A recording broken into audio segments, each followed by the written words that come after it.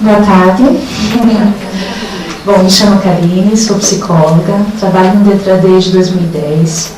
A Mariana e a Sandra já falaram bastante aqui sobre a avaliação psicológica, né, de como funciona, até deu um panorama um pouco, né, do Paraná. Eu vou falar um pouco da parte histórica da avaliação psicológica no Paraná mesmo, né, de onde viemos, onde estamos, onde pretendemos chegar com isso, né. Lá no Detran, ele credencia clínicas, né? Ele não trabalha diretamente com profissionais, não credencia profissionais. Estas clínicas que contratam psicólogos e médicos, atuam junto, né? O médico e o psicólogo de tráfego, para fazer as avaliações. E esses psicólogos, hoje, são todos especialistas em psicologia de trânsito. Bom, então, da onde viemos, no Paraná, onde estamos e para onde caminhamos. Eu separei, né, de uma forma mais didática, assim dizer, que são momentos marcantes na avaliação psicológica no Paraná. Então, antes de 2008, a avaliação era realizada em conveniadas. No Detran, diretamente, né, em alguns lugares, a maioria em conveniadas. E ainda, por mais que não se, né, já se chamasse avaliação psicológica, não ainda era um psicotécnico, porque eram só testes que estavam aplicados, 3 testes, né, e não tinha entrevista como obrigatória. E a exigência de capacitação era do curso de capacitação de perito examinador. Né. Após 2009, com o advento de resoluções do Conselho Nacional de Trânsito, do Conselho Federal de Psicologia, as avaliações passaram aqui no Paraná a ser realizadas em clínicas credenciadas, né? E isso veio com a obrigatoriedade da entrevista. A entrevista passou a ser obrigatória, sendo que em 2012 ela começou a ser no mesmo dia inicial. Então, primeiro o candidato ia na clínica, fazia a entrevista, e, né, hoje, e daí depois a aplicação de testes. Né? Antigamente era aplicação de testes e no outro dia ele ia para fazer a entrevista. E daí tinha curso de capacitação e especialistas atuando na área. Né? Em 2015, com a obrigatoriedade do título de especialista para todos, e em 2016, todos com o título de especialista. Então, tivemos, durante esse tempo, um crescimento grande na área, né, de 3 testes que eram antigamente, hoje são 6 testes, né, uma entrevista que era ocasional, quando necessário, hoje ela é obrigatória, ela é inicial, para verificar as condições que o candidato ele se encontra para fazer a avaliação naquele dia, as condições físicas e emocionais. Né? Então, teve um grande progresso nesse sentido, né? Até no processo, digamos, administrativo ali da coisa, né? Da parte técnica. Apesar de a gente achar que ela ainda está no mesmo lugar, né? A gente se queixa, mas ela progrediu bastante assim durante esse tempo. Dentro dos questionamentos da sociedade, que enquanto, né, trabalhando lá no Detran a gente recebe bastante, Ministério Público, candidatos, dos centros de formação de condutores, enfim, né, não se entende por que avalia e para que avalia, né, qual é a importância da avaliação. Então, há ainda questões culturais envolvidas muito fortes em relação à avaliação, onde entende que ainda é uma avaliação para louco. Tem o receio, né, de que eu vou lá me submeter àquele processo e que talvez ele descubra que eu, né, não funciona muito bem, que eu, né, que talvez eu seja louco. Então, tem uma apreensão muito grande nesse sentido. E a vinculação disso em relação ao trânsito, né? De que maneira com que eu fazendo aquele teste, né, aquele exercício ali, né, na avaliação, isso vai dizer alguma coisa quando eu estiver dirigindo. Então, a sociedade ainda não entende isso, que é algo que nós, enquanto psicólogos, temos que difundir um pouco melhor essa importância da avaliação. Né? A subjetividade da avaliação é ainda um questionamento grande, né? Então, tem candidatos que realmente acham que é perseguição, que o profissional não foi com a cara dele, não consegue se colocar também dentro daquele processo avaliativo, justamente por essas questões culturais que também estão envolvidas. E a eficácia da avaliação, a predição de comportamento, né, que a sociedade questiona, realmente, né? O Ministério Público questiona bastante isso, né? Do porquê que estamos avaliando. E o questionamento dos psicólogos, que eu resumidamente coloquei entre a falta de padronização e de continuidade da avaliação. Falta de padronização no sentido de os profissionais serem assim, um modelo único, seria interessante um modelo padrão de laudo, um modelo padrão de entrevista a todos, uma padronização do resultado, Então, para tal situação, eu deveria emitir tal resultado X, isso seria em todos os casos. Então, são situações que hoje não tem, Cada um hoje desenvolve o seu documento, da maneira como ele melhor trabalha dentro da sua entrevista, o seu laudo, e do resultado também em si.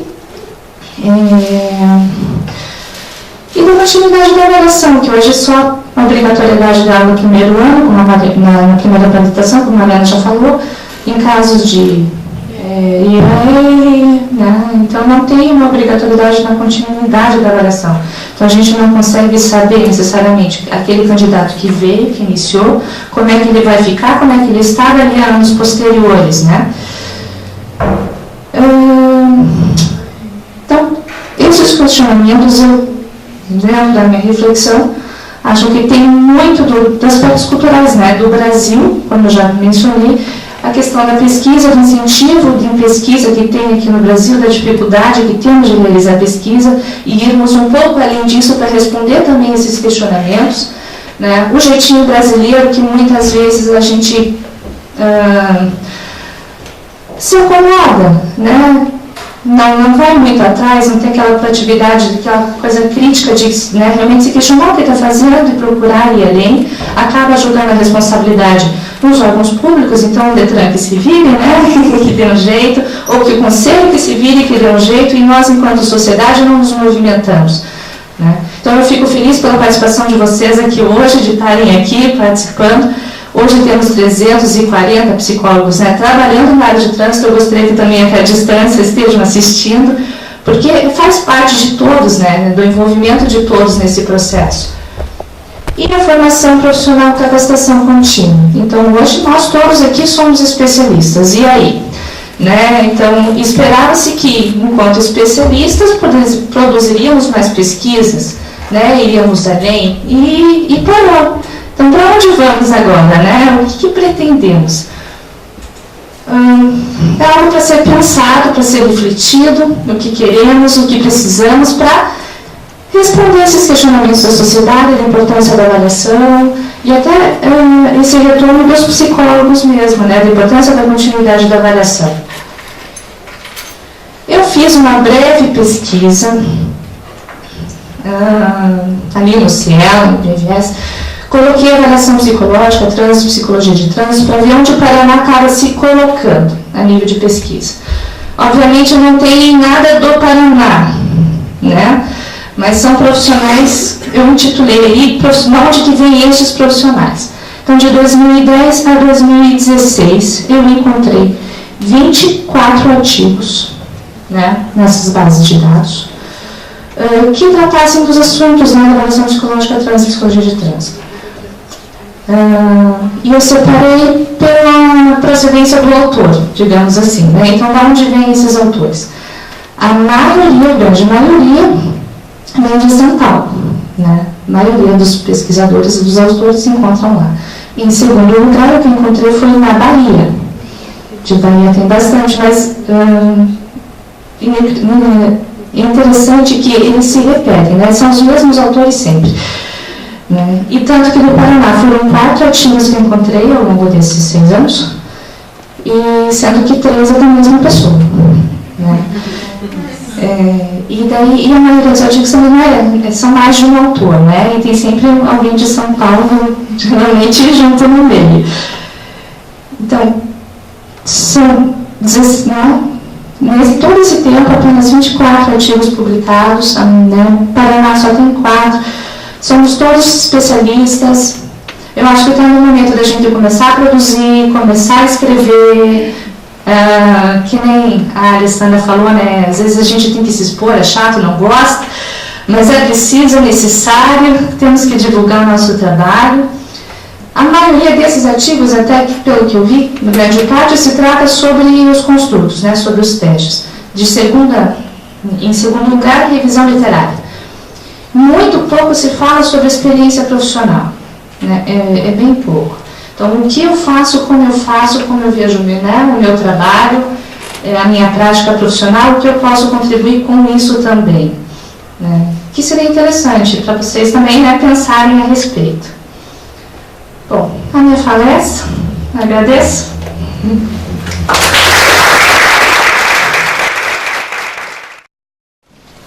Queria agradecer às meninas pela exposição. Só contextualizando, mais uma contextualização também, eu acho que, ou reforçando uma questão de contextualização. A proposta da nossa comissão de mobilidade humana e trânsito é tratar além da avaliação psicológica no contexto do trânsito. E nós já tivemos 4 encontros e a nossa experiência mostra o quanto também devemos falar da avaliação psicológica no contexto do trânsito. A gente teve as 3 falas anteriores, de uma certa maneira, apresentamos outras possibilidades, né? Além da avaliação psicológica. E é interessante pensar em relação a números, né, que foi colocado aqui, esse aumento significativo de especialistas, né, em tão pouco tempo, que me faz questionar um pouco a qualidade dessas especializações ou a facilidade de acesso, às vezes, disso, que vai, obviamente, impactar na prática. Isso é um fato. E eu acho que, assim, essa questão como vocês fizeram a divisão das falas, eu acho que é isso, né? Questão histórica, a questão da avaliação propriamente dita e daí, né? E aí? Eu acho que o que é legal é que, assim, esse e aí,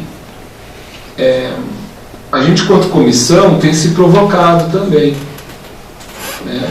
E eu já vou denunciar as 3 aqui, em conversas para elaboração disso, já pensarem em construir talvez uma pesquisa em relação a isso, que eu acho que é o caminho, né?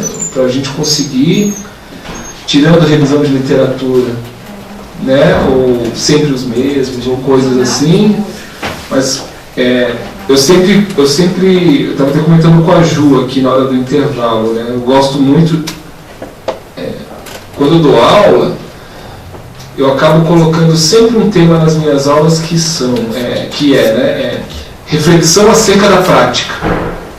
Ou seja, tudo que dá errado, coisas que a teoria não conta, coisas que às vezes deu errado ali no dia a dia, coisas que eu acho que é importante colocar isso numa formação, é importante colocar esses outros aspectos para que a pessoa tenha ciência disso tudo. E eu acredito que o dia de hoje teve uma provocação assim, eu até coloquei aqui, outras possibilidades com a clínica e outras possibilidades para além da clínica, né? Então acho que casa essas duas conversas, né?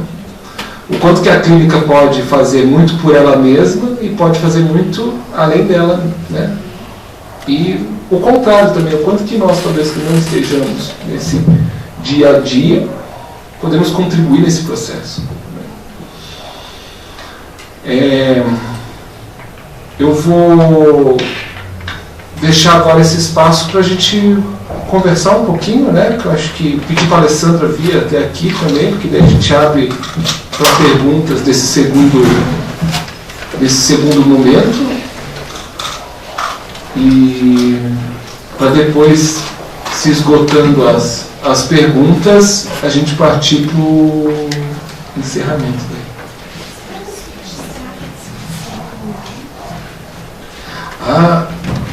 Ok.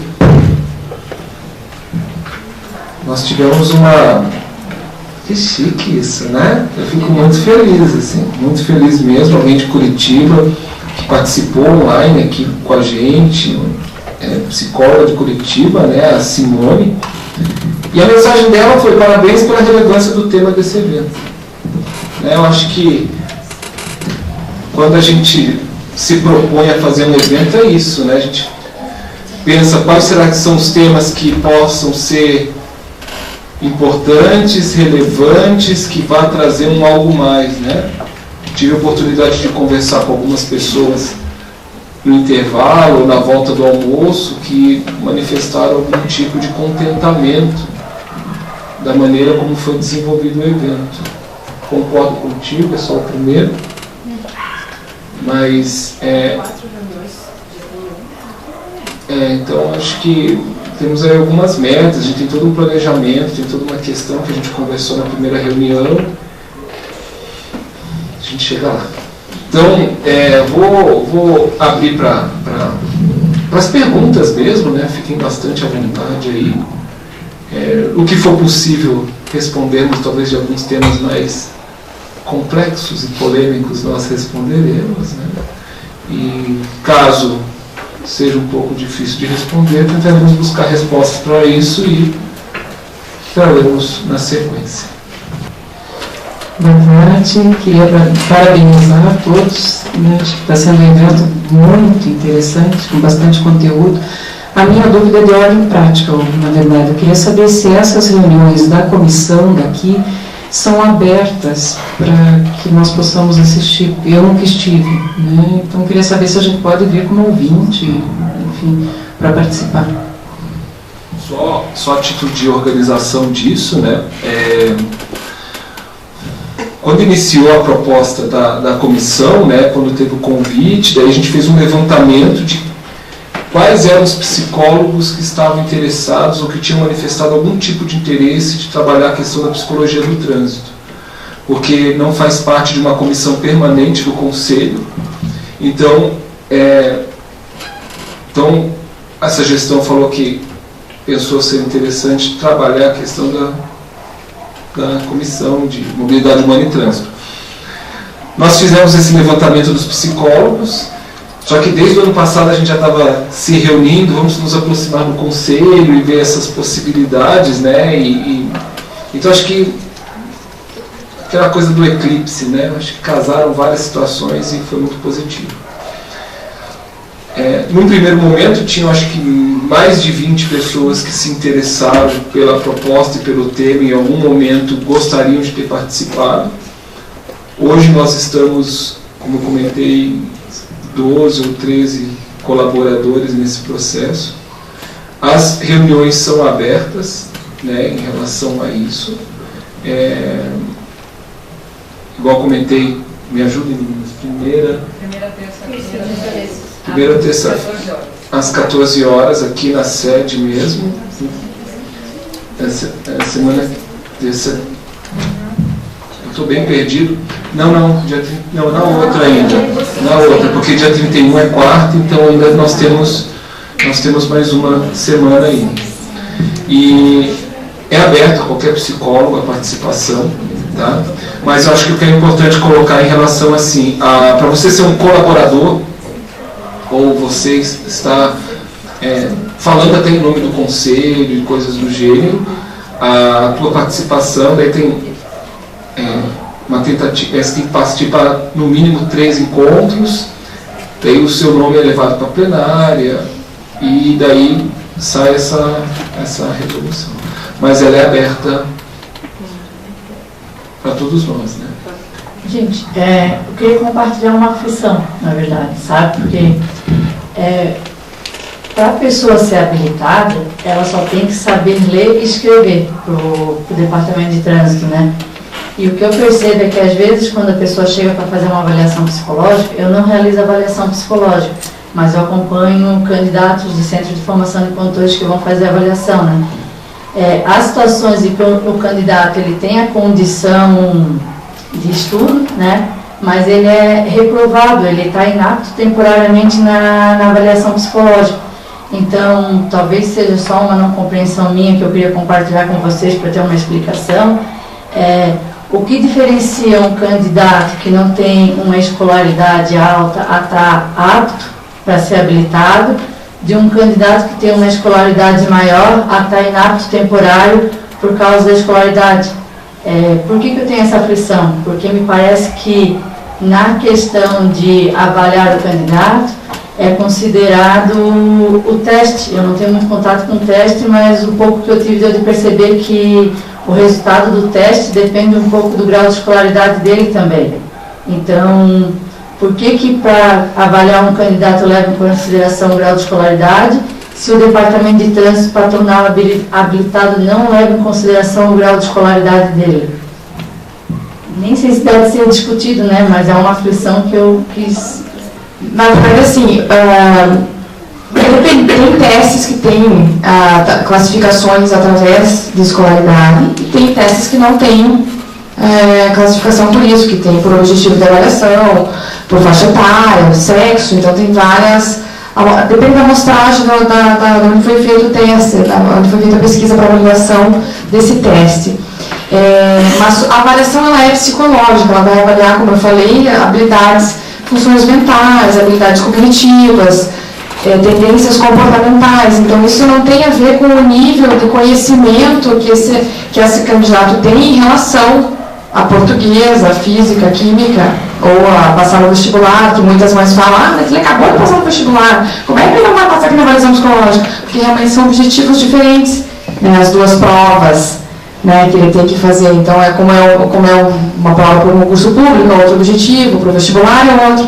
Então, não necessariamente aquele candidato que esteja na faculdade, ele apresenta ali naquele momento da avaliação psicológica características, habilidades suficientes, satisfatórias para estar apto na avaliação psicológica, né? Então, tem várias habilidades, o uso de substância psicoativa, por exemplo, então não tem relação com o grau de escolaridade daquele indivíduo, por exemplo, né?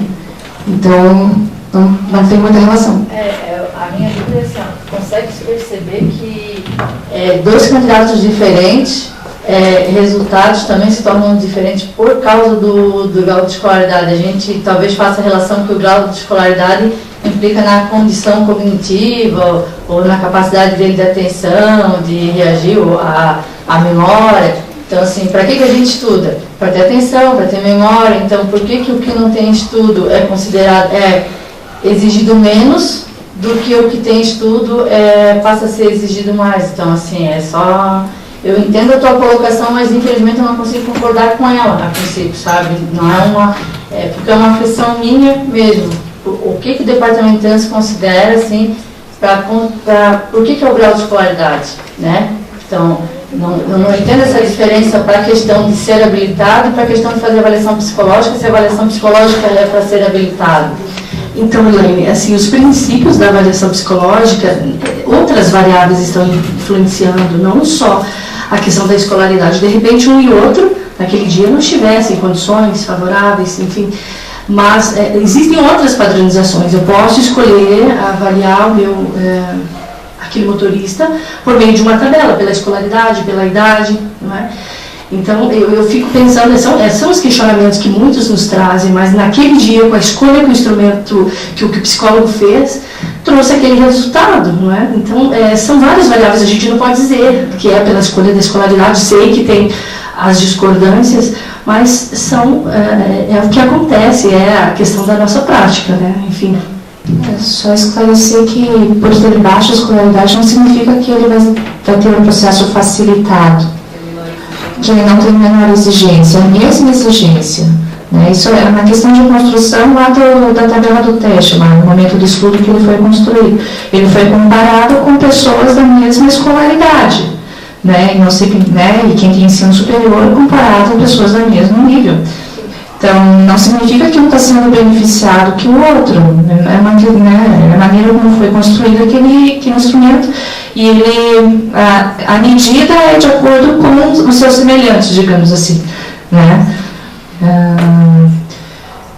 O Detran, ele deveria só abrir processo de habilitação para quem sabe ler e escrever.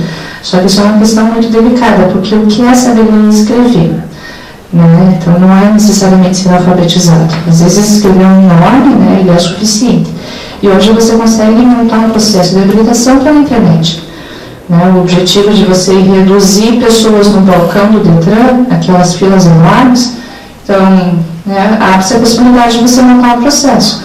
Assim como temos o problema com o registro estrangeiro, porque as pessoas deveriam se comunicar o mínimo dentro da língua nacional, e como muitas vezes era um processo pelo site do Detran ali, a gente não sabe.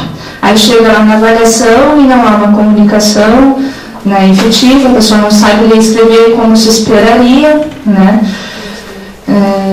mas de qualquer forma não é isso que interfere na avaliação psicológica em si, porque não são esses os critérios que estão sendo avaliados. Se ele sabe ler e escrever, para fazer avaliação não precisa saber ler e escrever. Gente, eu queria realmente, assim,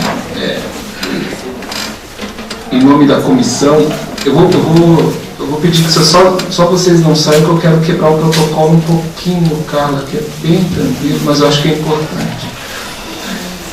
Para variar, tem que falar que eu vou quebrar o protocolo, né?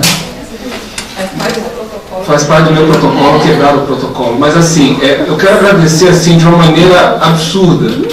Assim, vocês não têm noção da minha felicidade em ver que foi um dia, na minha concepção, muito produtivo, que a gente pôde trazer uma série de acho que indagações, experiências, reflexões em relação ao psicólogo no contexto do trânsito. Acredito que fazia algum tempo que não tinha um evento voltado a esse tema aqui pelo Conselho. Fez a gente, quanto equipe da comissão, também já refletir em algumas questões e pensar também em outras possibilidades.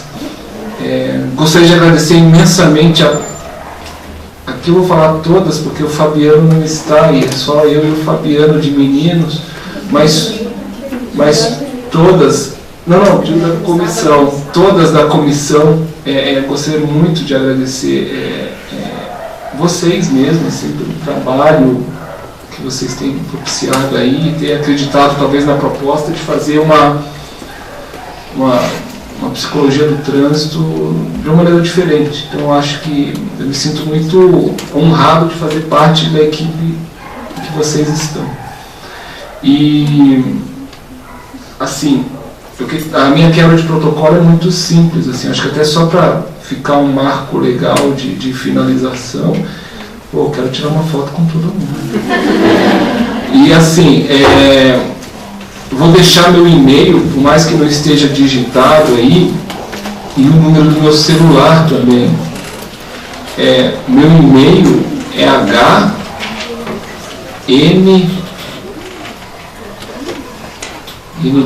N de navio, Rezende com Z, @gmail.com. Então, hnrezende@gmail.com. Celular é o 41, 98816 2073. Ele é da TIM. Não que isso seja uma propaganda, mas às vezes falta crédito, gente? Então eu gosto sempre de informar isso, mas é o WhatsApp também, então vocês ficam bastante à vontade aí de entrar em contato no que eu puder contribuir, no que nós, quanto comissão, pudermos contribuir com vocês. Contem conosco aqui, contem conosco quanto conselho também, para a gente tentar fazer, enfim, eu acho que não só um trânsito mais seguro, porque eu acho que isso fica um pouco batido, mas uma psicologia do trânsito diferente. Eu acho que esse é talvez o grande norte do nosso objetivo aqui, de poder promover e trabalhar outras ações no contexto como um todo. E a Alessandra vai ficar até emocionada quando eu falo isso, mas tem o meu Facebook também, que eu não tinha Facebook por um bom tempo, que daí é Hugo Rezende. Mas daí vocês vão achar lá, Elô, vão achar a Juliana, vão achar a Mariana, vão achar a Sandra, vão achar a Karine, vão achar tudo, vai achar a galera toda, a Alessandra. Que nem vocês vão achar as fotos também, tudo mais. Que eu acho que é importante o quê? O que eu quero falar com isso? Algo que a colega perguntou lá no início, né? Acho que é a gente conseguir transmitir o que está acontecendo, transmitir as informações e tentar publicizar isso, publicizar o conhecimento. E eu realmente espero que tenha sido tão bom para vocês quanto foi para mim. Tá bom? Agradeço os que vieram de longe e os que vieram de perto também, que por algum motivo deixaram talvez ficar mais próximo. Enfim, é sábado, né, gente?